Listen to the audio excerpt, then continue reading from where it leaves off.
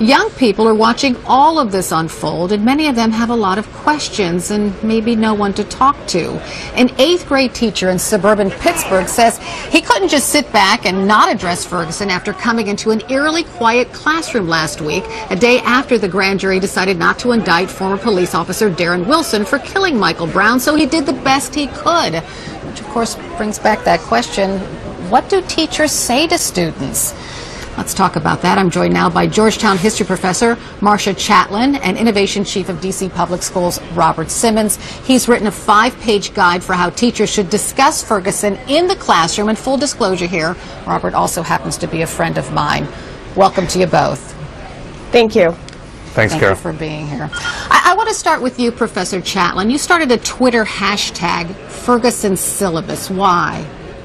Well, I knew that as a result of the unrest this August that educators would have a lot of questions about how to engage their students, and so I wanted to give teachers an opportunity to not feel isolated or alone in this very difficult task of getting to the bottom of how young people feel about an incredibly powerful and important moment in their lives.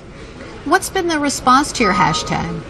It's been fantastic. I've heard from educators who are with preschool kids all the way up to my college teaching colleagues, and at the core of all of this is an understanding that if we don't engage young people about what's happening, we are complicit in the type of violence and terror that's been happening on the ground. And so I think that the most important thing that Ferguson Syllabus has taught me is that people really want to have positive and thoughtful conversations. They just need the support to do it. So, Robert, I can hear parents out there sort of freaking out about this because you don't want, most parents don't want teachers implanting things in kids' minds. So how should that conversation go in the classroom?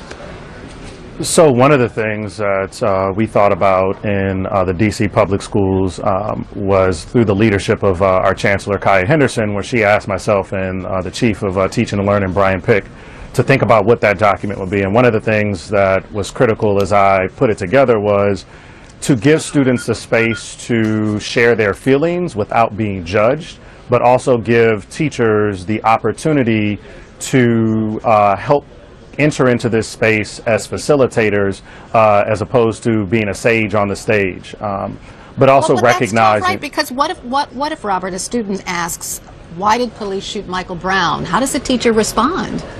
So as we look at the document that I prepared, as well as the teachablemoment.org documents and the document from Ed Change, one of the things is that it's critical for teachers to have the students to do the research on their own.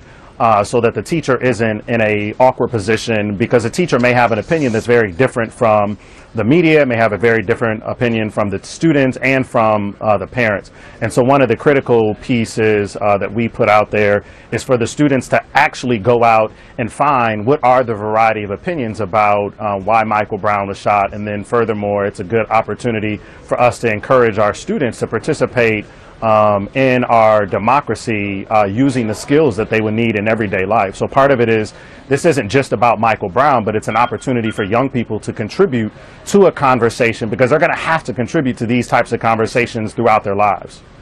So Marcia, are students able to do this? Let's say 5th graders, if they ask this question and the teacher says to them, you know, you're going to have to explore that issue yourself. Will the kid understand that?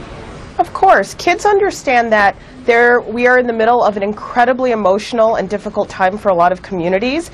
Kids know how to do research, but more than anything else, kids know how to be honest. I think that it's the adults who are afraid. And so when you ask a young person to go out, look at the differing opinions, the conclusion is, and what do you think is right? And what do you think you can do differently? Or what can you learn from this? And so I don't think there's anything to be worried about, because kids have these tools. They just need our leadership and our guidance to do it better. All right, Marcia Chatelain, Robert Simmons, thanks to both of you. I appreciate it. Thank you. Thank you. I'll be right back.